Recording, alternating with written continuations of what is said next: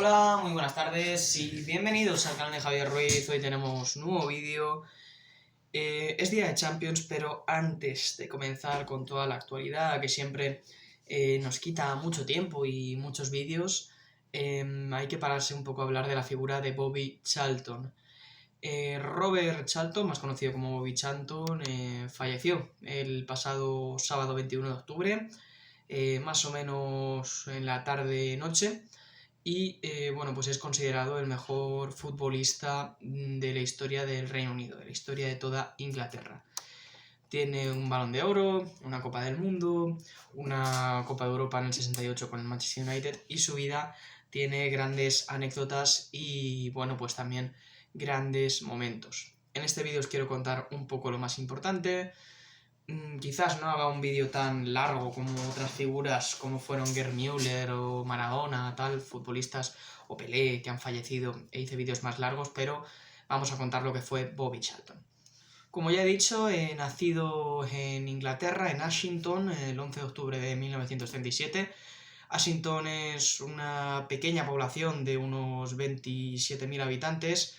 Está al nordeste de Inglaterra, casi haciendo frontera con Escocia. Está solo unos 20 kilómetros de Newcastle, que es la ciudad más conocida en esa zona, en el nordeste, junto a Sunderland, un poquito más Newcastle que Sunderland.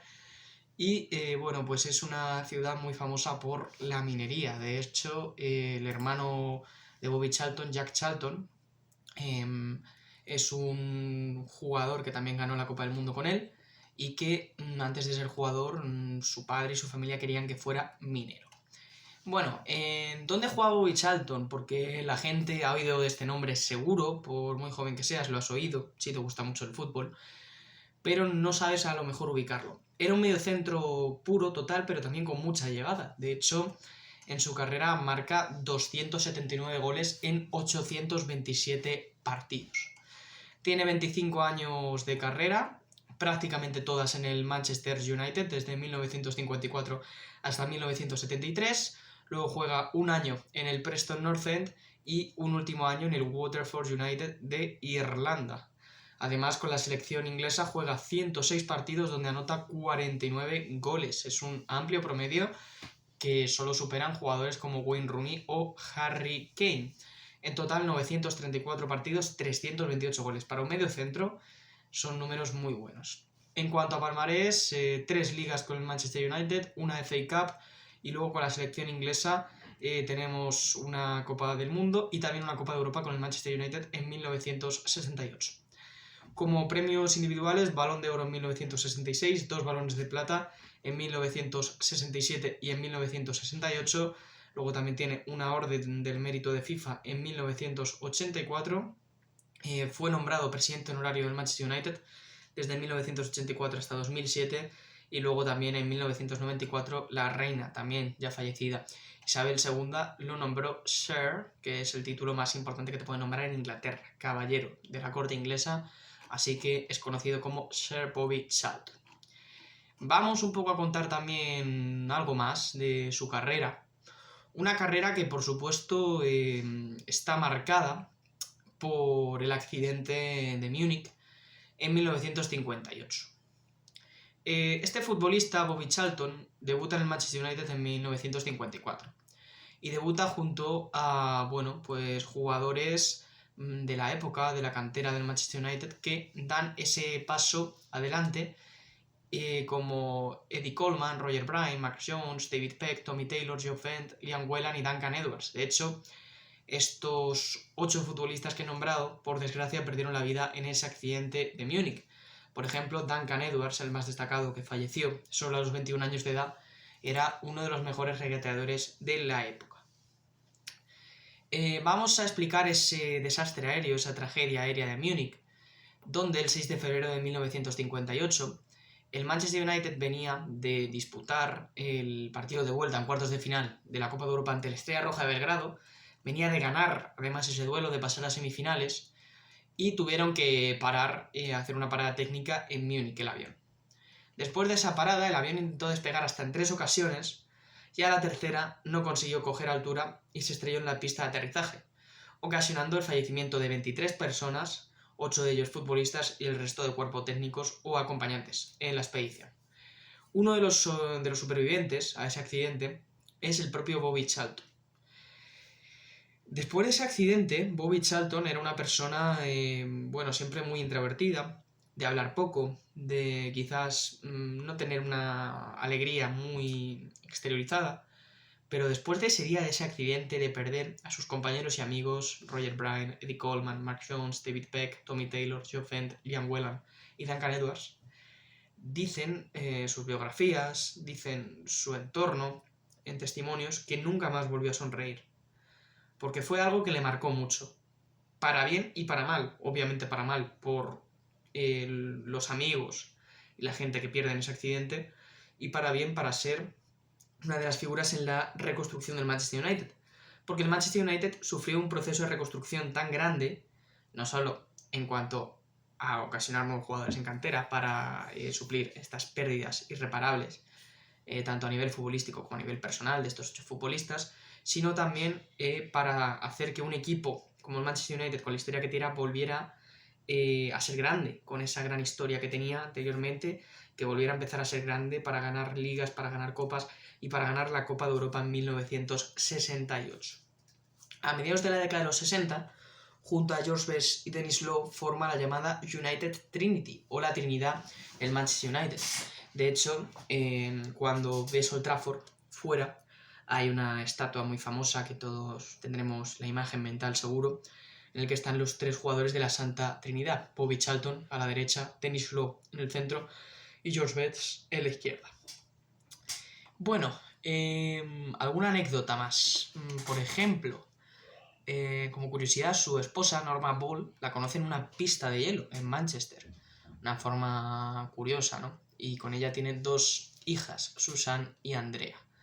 Por ejemplo, Susan fue pronosticadora del tiempo durante la década de los 90. Vamos a ver, ¿qué tenemos más de él? Por ejemplo, con la selección inglesa, muy importante en 1966.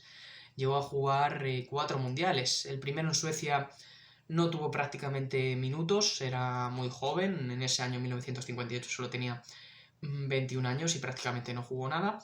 Luego en el Mundial de Chile jugó 4 partidos, anotando 1 gol. Y en el Mundial del 66 fue clave, 6 partidos, 3 goles. En esa Copa del Mundo del 66, Inglaterra conseguiría el título en casa y conseguiría ser campeón. Después de pasar la fase de grupos con Uruguay, México y Francia, empatando a 0 el partido inaugural con Uruguay, ganando 2-0 a México y 2-0 a Francia, fue emparejado en cuartos de final ante Argentina, a la que ganaron 1-0 con un solitario gol de Geoff Hurst.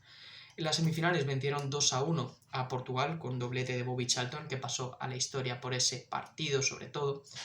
Y en la finalísima le ganaron 4-2 a Alemania Federal con un gol de Peters y un hat-trick, 2 de ellos en la prórroga de Geoff Hurst, que hasta que lo consiguiera Kylian Mbappé era el único jugador en un mundial que había hecho 3 goles en una final. Pero sigamos hablando de Bobby Charlton, que completó junto a otros futbolistas de mucha entidad como George Best, como Denis Law y compañía, completó esa reconstrucción del Manchester United. Un Manchester United que pasó en 10 años de ese trágico accidente en febrero del 58 en Múnich a conseguir, como he dicho, 3 ligas, una FA Cup y una Copa de Europa. Y sobre todo en la Copa de Europa de 1967-1968, el Manchester United consiguió pasar muchas dificultades, rondas complicadas y acabar ganando el trofeo. De hecho, el propio Bobby Charlton dice en sus biografías que para él es más importante esa Copa de Europa con el Manchester United que el Mundial con la selección, y que incluso es más difícil. Porque ahora la Champions League tú puedes quedar cuarto y luego al año siguiente ganarla. Pero antes, para ganar la Copa de Europa tenías que ser campeón, y de hecho muchas veces era más difícil en la época ganar la First Division, ganar esa antigua liga inglesa, porque hasta el 92 no se llama Premier League, ya lo sabéis, que luego ganar el título en la Copa de Europa, porque quitando equipos, pues como Real Madrid, Benfica, Saint-Étienne, Anderlecht, Ajax, en la época Celtic, pues no había tampoco rivales de tanta entidad como quizás hay ahora, que puede ser más complicado ganar la Champions que antiguamente, pero por eso, lo que dice Bobby Charlton, que la Copa de Europa era más difícil, quizás clasificarse, quizás ser campeón de tu liga, hacer un año muy regular y ser campeón, que luego ir al torneo donde, si tenías suerte, pues hasta la semifinal final no tendrías un duelo tan exigente. De hecho, en esa Champions League en 16avos superan fácilmente al Hibernians maltés, ganándole 4-0 en Old Trafford y empatando a 0 en la vuelta. Eran eliminatorias directas a ida y vuelta. Luego tienen, es verdad, un partido complicado ante el Sarajevo. Esos equipos del este siempre eran muy competitivos en la época, finales de los 60, primeros de los 70, también década de los 80. Empatan a 0 en Sarajevo, antiguo equipo yugoslavo. Ahora Sarajevo, si no me equivoco, pues es la capital de Bosnia. Y luego ganó 2-1 en Old Trafford el Manchester United. En cuartos de final le tocó el Górnik Zabrze polaco, en un partido donde ganaron 2-0 en Old Trafford, pero perdieron 1-0 la vuelta en Polonia. Y en semifinales fue el gran duelo ante el Real Madrid, un duelo muy recordado ante ese Real Madrid que ya tenía 6 Copas de Europa, y un partido donde ganaron 1-0 en Old Trafford y empataron a 3 en un partido de auténtica locura en Madrid, en el Santiago Bernabéu. En la final esperaba el Benfica, de hombres tan importantes como, bueno, pues Eusebio y compañía. Tenía un absoluto equipazo. Voy a buscar aquí las alineaciones de esa Copa de Europa, que tengo por aquí el ordenador a mano. Y en esa Copa de Europa, pues el Benfica era un enorme equipo, como he dicho, liderado por Eusebio sobre todo, pero con grandes futbolistas. Como por ejemplo Fernando Cruz, Jaime Grasa, Mario Coluna o Antonio Simoes, en United, que contaba con, bueno, Billy Foulkes, Tony Dunn, Shea Brennan, Pat Creran, Novi Styles, campeón del mundo también, propio Bobby Charlton, George Best, Brian Kidd y John Aston, dirigidos por Matt Busby, consiguieron ganarle 4-1 al Benfica. Tuvieron que ir a la prórroga porque Bobby Charlton hizo el primer gol, Grasa empató a 1 en el minuto 79, luego George Best, Kidd y Charlton otra vez hicieron los tantos en la prórroga. Esta es un poco la carrera de Bobby Charlton. Pero ¿por qué ha trascendido? ¿Por qué se le llama señor? ¿Y por qué es considerado el mejor futbolista de la historia de Inglaterra? Creo que Bobby Charlton, viendo vídeos de él, no he visto ningún partido, he visto cortes de esa final del 68 contra el Benfica. Creo que era un jugador que iba a otro ritmo que en la época. Y era un jugador que en un fútbol muy físico, quizás con bastante menos calidad técnica que hoy en día, Bobby Charlton era capaz de coger el ritmo de un partido y llevarlo a donde quería. Y eso creo que era muy valioso en la época. Creo que era un mediocentro espectacular y un mediocentro que, bueno, pues era de lo mejorcito de la época. También en 2009 obtuvo la condecoración de ciudadano honorífico de Manchester, declarando que, bueno, que estaba muy orgulloso en la ciudad que siempre le había visto crecer. Y es, la verdad, considerado un auténtico señor en el fútbol inglés. Creo que todo el mundo, todo el país, ha estado de acuerdo de honrar la figura de Bobby Charlton, salvo unos impresentables, por desgracia, del Manchester City, que tuvieron cánticos muy desagradables, como riéndose de la muerte de la leyenda inglesa, Bobby's in the box, como Bobby está en el ataúd. Eso, no sé, me pareció bastante fuera de lugar. Pero el Manchester City, como es normal y como es lógico, bueno, pues exprimió un comunicado y ha identificado a esos 4 energúmenos que cantaron este tipo de cosas y los ha echado de por vida del estadio. No podrán volver a ver al Manchester City. Fuera de colores, de hecho llevo una camiseta del Liverpool, que es el gran rival histórico del Manchester United, incluso más que el Manchester City. Creo que figuras así unen a todo el fútbol de un país. Pasó, por ejemplo, cuando falleció Maradona, que había gente de Boca y River que se abrazaban y lloraban por la pérdida de su ídolo. Y en Inglaterra, aunque quizás Bobby Charlton tuvo un perfil más bajo, no es un icono como Maradona, pero creo que es un señor, que es un deportista y una persona que ha trascendido a generaciones y que ha sido pues un jugador que recoge los valores del deporte, que recoge los valores del fútbol y en el que creo que se tienen que mirar muchos clubes. De hecho, el Manchester United, ahora que parece perdido en la deriva en una última década que ha sido horrible para los Red Devils, creo que si quieren pararse a pensar cuál es su identidad y cuál es su motivo de estar aquí, de ser un club tan grande como ellos, deberían mirar a ser Bobby Charlton. Y hasta aquí el vídeo, espero que os haya gustado. Este es mi particular homenaje a Bobby Charlton, jugador icónico, histórico del fútbol inglés y un jugador que siempre estará en la memoria de absolutamente todos, a pesar de, obviamente, yo que soy tan joven en este canal, no haberlo visto. Pero siempre que una leyenda del fútbol fallece, creo que en este canal va a tener un lugar para este particular homenaje. Nos vemos esta noche, mañana, jornada de Champions. Analizaremos un partido individualmente, ese Sevilla-Arsenal, y mañana repasaremos toda la jornada. Hasta la próxima, descansa en paz, Bobby Charlton, y un placer como siempre estar aquí con vosotros, más cerca de los 1100 suscriptores. Sigan apoyando, gracias a todos. Chao.